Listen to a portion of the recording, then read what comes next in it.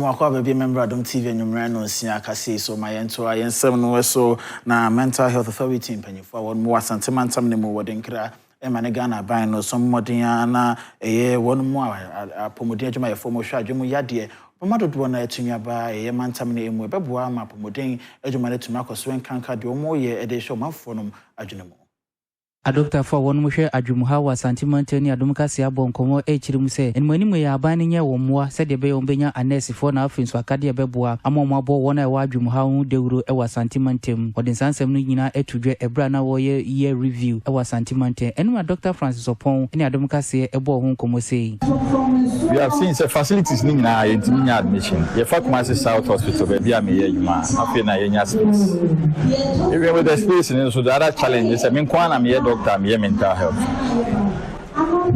Now, my appeal, now my sense should be able to say health ministry, Ghana Health Service, at least one person, they need mental health, na meeting, and in a year, management cost. Say, yeah, radio station, yeah, TV, yeah, Zoom, yeah, schools. Obi enu ho a otua e kamea dia yesa na ema no nurse ni okọ obi enu ho a otua ne ka na eba ho aka de se ebia petrol de ode be faka ana petrol de bigu ka mu akọ ana wakọ akọ ne na mu a wa break aka ode be to nsu anom ni nyina no eno ne ho teach ma ema me hwa sa na ema no ho anke witimi aye de ebo de aye ne so na ye hwen so as space e be admission and na nipa be kan ho am yetimi aye ni yi so ye be sha ban na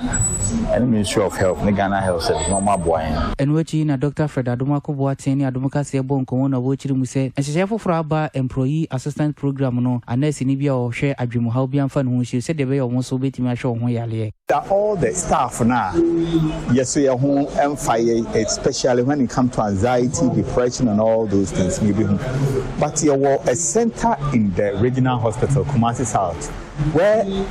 anybody with that problem no you can go there any time of the day. Our staff employee assistant program.